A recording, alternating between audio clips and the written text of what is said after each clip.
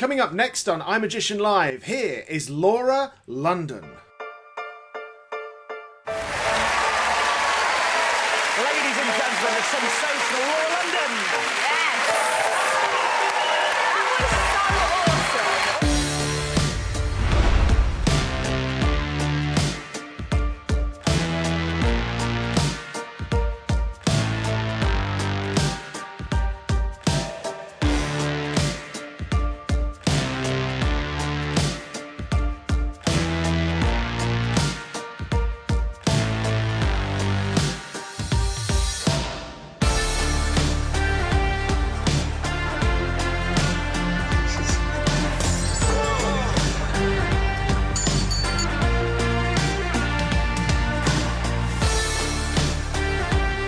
The fabulously talented Laura London.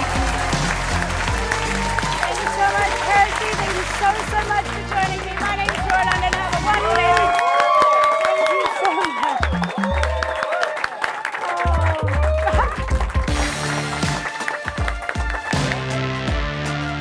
Wasn't that incredible, everybody? We're so pleased that Laura is here with us today. Hi, Laura, joining us live. Hi, Jamie. Hey, how are you? What a great setup you've got there. We were talking on the phone yesterday and I was admiring all your studio setup. Oh, thank you very, very much. Yeah, it's a little place to film and practice. You do virtually every kind of magic. You've done ships, you do close-up, you do stage, you lecture and stuff for magicians and produce products for magicians. And I want to try and get an overview of that. But what's your favourite thing to do? Oh, you're right. I mean, I've tried everything. It doesn't mean I do everything. I've tried my hand at being an illusionist many, many years ago. I used to have an act where I used to dress as a man with a little moustache. I used to do sort of Charlie Chaplin sort of act. I did that in the cabaret scene for a little while. I didn't know you did illusions. Oh yeah, I was an illusionist. To be fair, let me make it clear that is debatable whether I was an actual illusionist.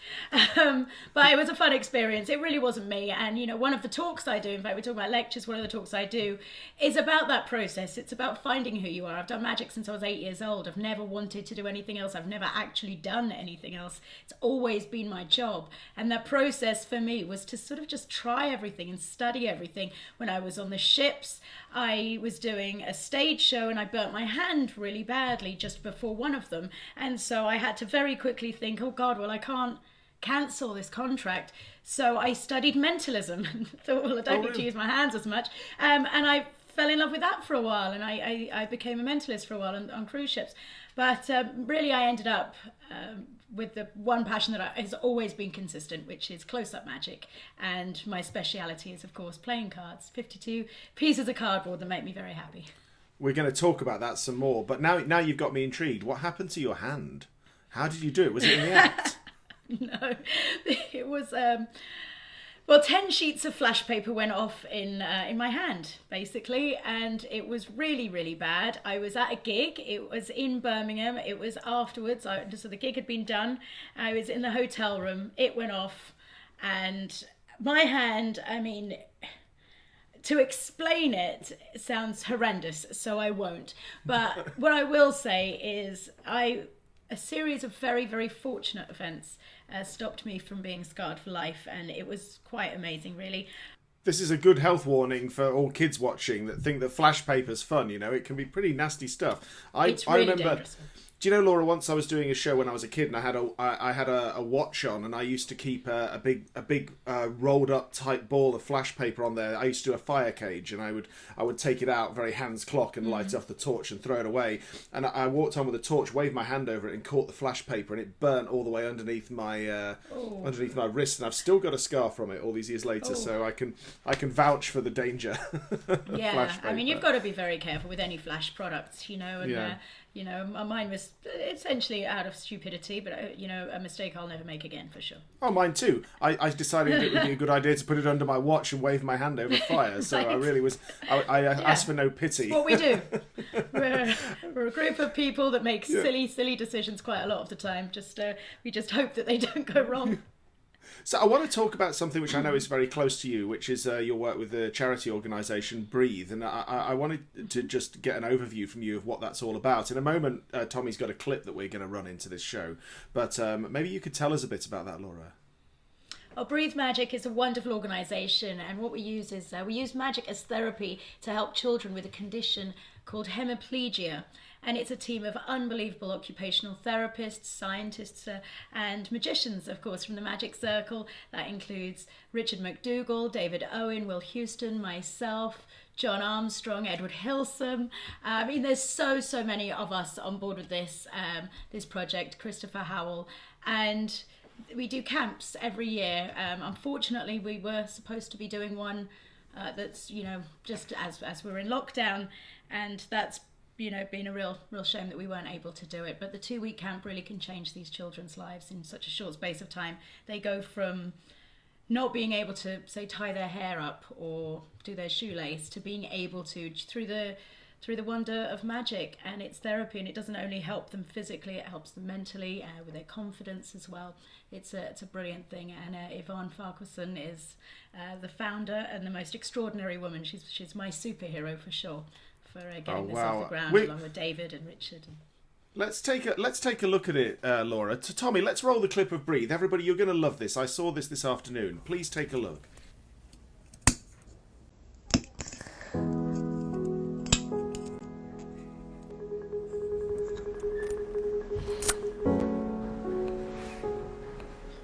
No, can't do it.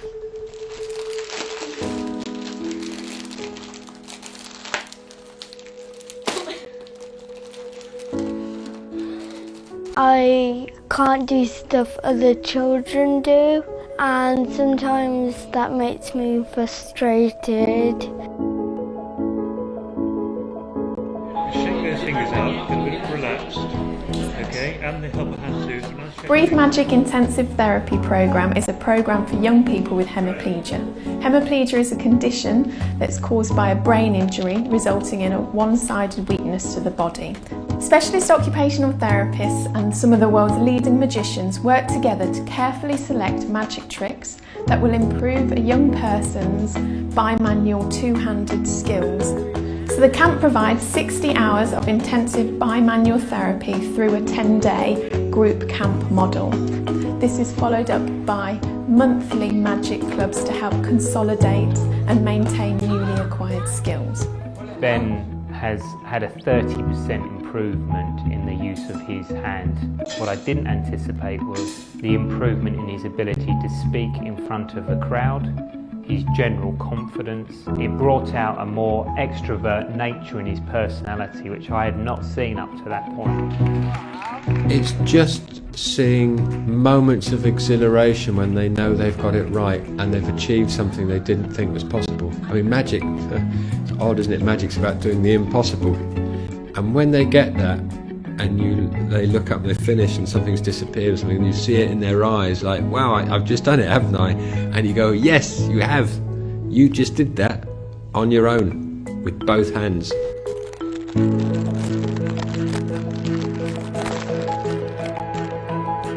I did it! Before, I couldn't really put down my hands like this, because before I had to do that and then all of that, and then here, and then it's like magic, and then it's just like that, and then I can do it.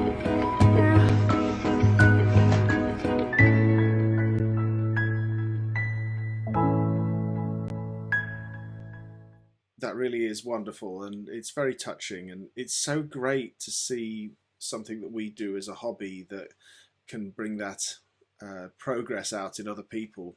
It really is wonderful, and thank you for all the work that you do with that. And everybody, you should check out the link and find out more about it. It really is a very, very worthwhile organisation.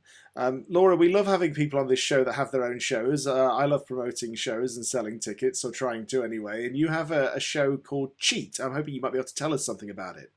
I do, yeah. It's my baby. It's my passion and my love.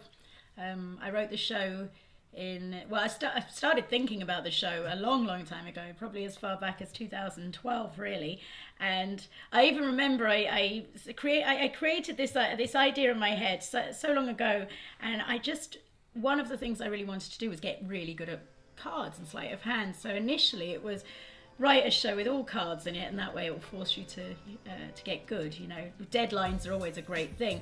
And the first deadline I had was entering the close-up competition at the Magic Circle. I was going to say the Young Magician of the Year. I wish. Yeah. I wish. Oh, I did enter that. Ooh, that was a disaster.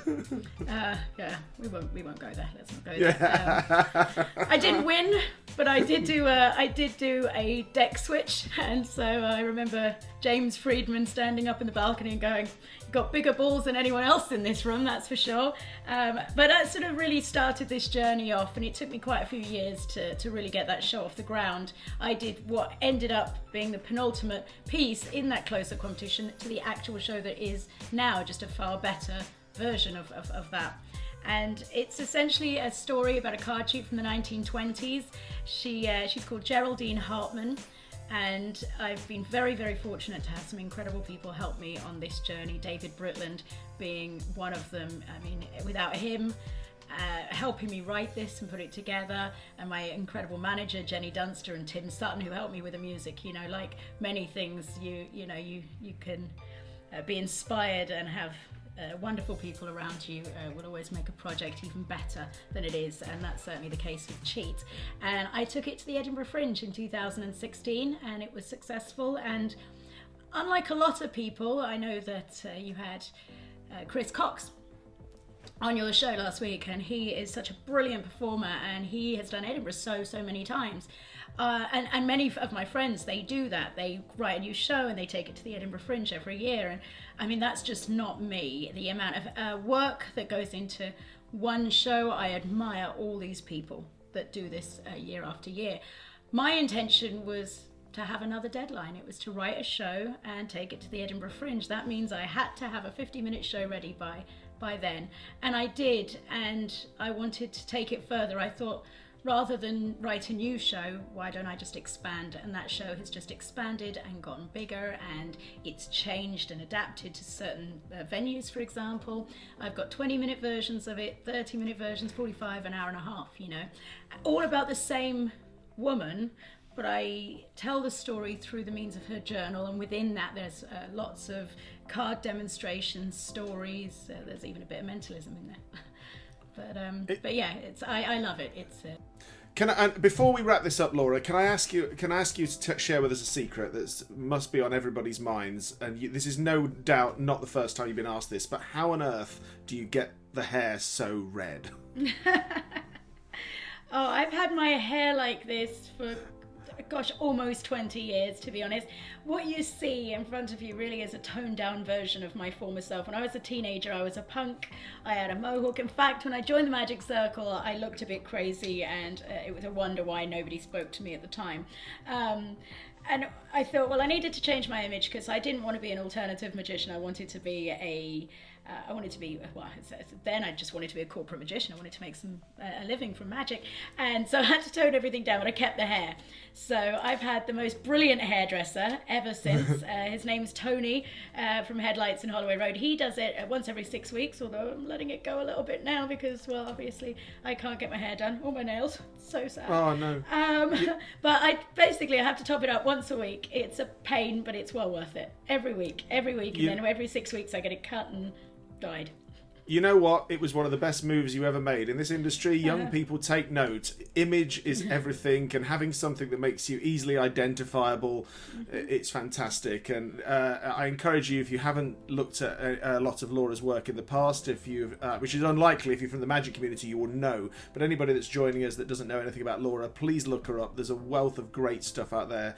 And I wish you every success, Laura, when this thing ends, and keep going from strength to strength. Thank you so much for coming on the show today. I really, really appreciate it.